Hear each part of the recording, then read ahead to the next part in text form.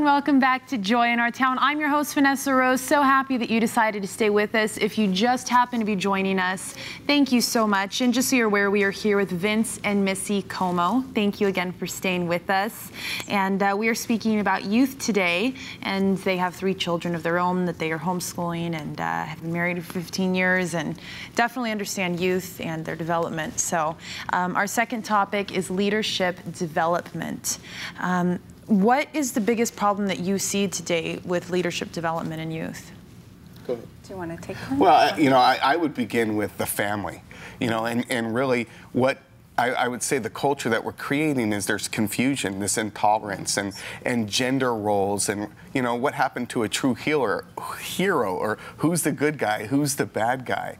I really believe in our households. The dad needs to be the dad, the mom needs to be the mom, and the things that we're teaching them, that traditional family unit, we're losing touch with that. And the second and the biggest part, I think, is there's a group of people not understanding the youth as well as adults. I'm speaking to adults as well right now. Their identity, truly what they were created, the destiny that they have before them. Gosh, I just see so many people in the business that we work with. We mentor people and teach them how to increase their household income. And I just see so many people that are walking in broken. And I know it begins at the youth, not thinking that they have a destiny, they have purpose. And they have to realize that from the beginning when they were born, they were created with great destiny. And they have so many things that are in front of them and the ability to become a part of.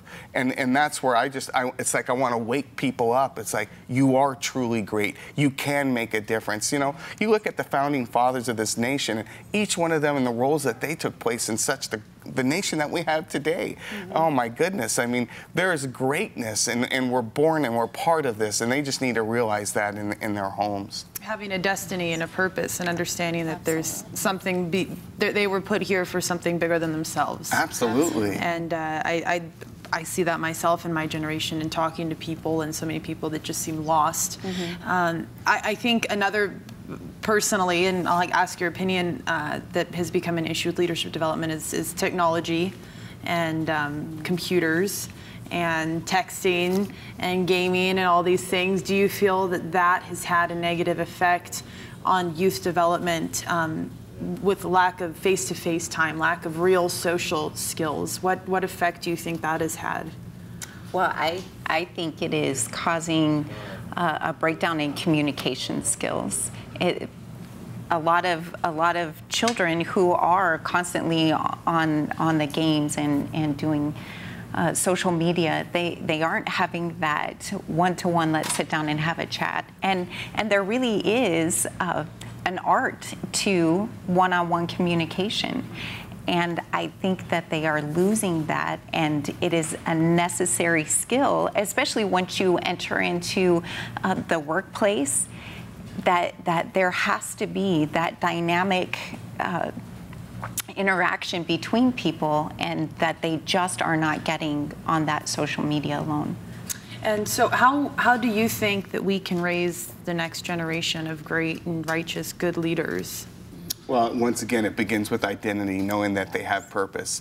The next step is really just creating a preparation, as you will, having a vision, getting in touch with what am I great at, what am I passionate about, and really carry out that vision and purpose, have that plan, and begin to activate that, get involved. The other part, I mean, for our kids, we love putting them into being service. So, we believe that a servant is a true measure of greatness, and it begins with that, having that servant attitude. So from the church programs to the school things, that we have them serving and being a part of things like that, so that they can begin to learn and really sit in that role and be a model for other kids, because kids will follow a kid with vision and purpose, and they need to begin to understand that now, not later. And the same thing for adults. Get involved in different things that you're not a part of. Be a part at the school. Be a part of the PTA and all the other programs. They can be beginning to be that voice for other people as well. So volunteering, I know that your children right now are getting ready to go on a trip to do a missionary trip. Yes. How important is that in developing character in young people? Oh my goodness. I think it's critical. It is absolutely critical. And as hard as it is to let them go, I care more about their character development than I do about my own wants, needs, and desires. Because we believe that we are raising up the next generation of leaders. And so shame on me if I put my needs and wants before my children's. And I don't know, I just think that it's a lot of families.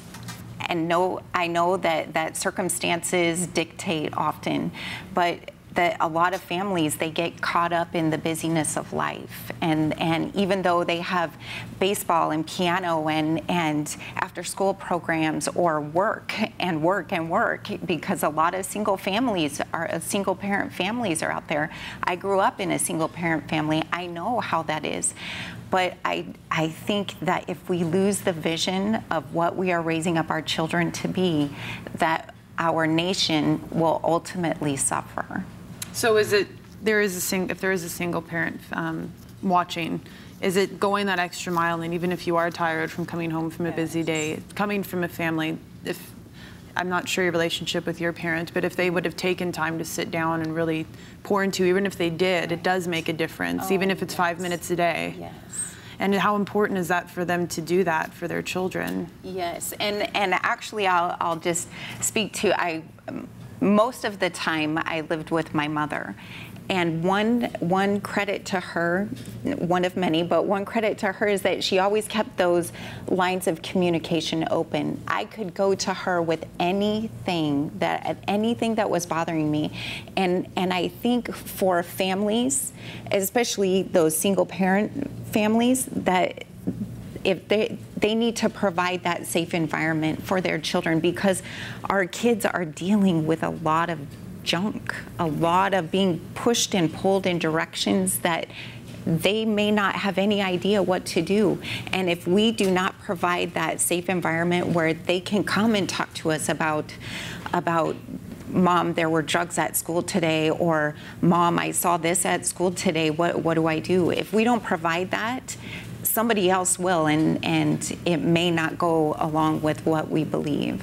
So it's wanting to steer your children in the right direction, but still being realistic and understanding that they are going to encounter those things. So how does a parent draw the line between being a friend and a parent, so a child can come to them? How have you drawn that line, and what would you advise other parents to do?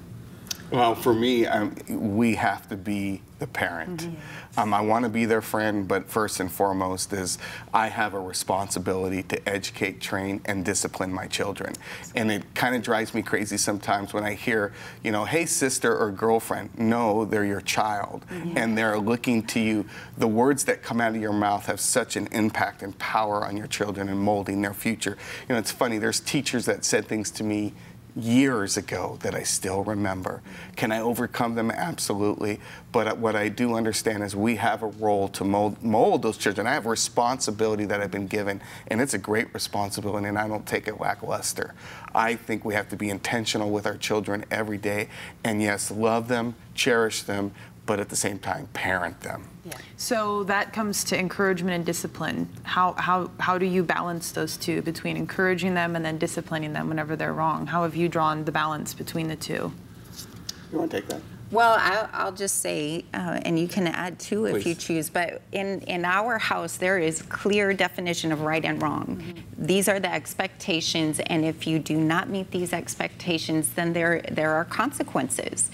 And we can encourage, and absolutely we want to encourage our children, but we are not going to let them live on this side of the line just because we don't want to hurt their feelings or we don't want to be mean, but we are absolutely not going to beat them back over to this line. We want to tell them this is where the better choices are. If you want to live in happiness and harmony, you need to live on this side. Don't go on this side. And there's times where they'll see and hear other things in other families. And I said, I don't know their situation. I don't understand maybe mom and dad and what's going on there, but this is what happens in this house. This is how we treat others. This is how we respect. They're taught to say Mr. and Mrs. to everyone. So they understand authority. They understand really what it is to be that child with the right behavior. And are they going to mess up? We all do. And that's the times and opportunities. Truly, that's an opportunity to really grow even more, is to sit down with them and love them and explain what the difference is, and sometimes have to discipline them as well. And disciplining them with there being so much accessibility now with the internet and television. How, I'm not sure if you have it in your home, but if you do, or if parents do have internet and television and all the stations and everything available, how should parents address that, and should there be limitations? What should they do to keep their children safe? Because even with social media now, there's kids as young as 10 and 11 years old that have Facebook accounts with no parental supervision, which is just beyond me. But it's something that people do. So what would be your word of advice to them as far as not just keeping them away from it, but keeping them safe? Because there's predators and there's people out there that want to hurt them. Well, for me, first and foremost, the computer's out in the open. I need to know what they're doing at all times. And we haven't allowed our kids to do that, actually, I'm going to be honest. And there'll come a point in time when there will be that chance and opportunity, but it isn't now. As they grow older, absolutely. Will I know their password? Absolutely, and they're going to know that. And we're going to be able to check basically what's going on and educate them. It's like a weapon. You know, a weapon, a gun is not necessarily a bad thing. It can be made a great thing when we're educating and understanding what it is to utilize it as a tool that it is. And that's the same thing with the internet and everything else. Educate them about the predators and about the things that are going on. Keep open lines, like you said, of communication, and really have the awareness, and I'm going to check. That's just the truth, and they're going to know when I check. I check phones, I'll check everything. I'll check exactly where they're going and what they're doing. And I think that's important, and I understand a lot of people, I'm sure you hear all sorts of criticism, and people say that you're too much of a parent, but I think that's what parenting is. And I think that that is something that kind of has been lost with society and with double family working homes, and people forget about that. But to me, one of the greatest qualities of a leader is graciousness. How do you teach your children to be gracious? Because that's something that dealing with a lot of young people, if you go to a coffee shop, a lot of times it's 16, 17-year-olds that work there, and that's not a word I would use to describe a lot of young people now. How do you instill that into your children? Well, I would say one of the fundamental core values that we have in our household is respect, to be respectful of all people. It doesn't matter if they're this big or if they're this big. It doesn't matter in age-wise, because everybody has value and everybody has greatness and everybody has a special destiny, and they matter. And our kids know that, and there is zero tolerance for disrespect in our household, because it goes back to that old saying of treat others the way you want to be treated. You need to value others the way you want to be valued. And if you want to be disrespected, then disrespect others, but you don't.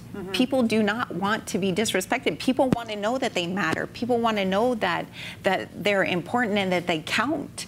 And so you need to treat others like that at all times. Wonderful. Well, thank you so much, Vince. Unfortunately, time always goes so quickly, but thank you for being good parents and being involved. And I know that if you have any questions, that they would be happy to answer them. The information is at the bottom of the screen. Thank you so much for joining us on Joy in Our Town. I hope this has been helpful for you, and we look forward to seeing you here next time. This program has been sponsored by the Trinity Broadcasting Network and made possible by your telethon dollars. Your continual support can keep Joy in Our Town brought to your home every day. So write Joy in Our Town, P.O. Box A, Santa Ana, California, 92711.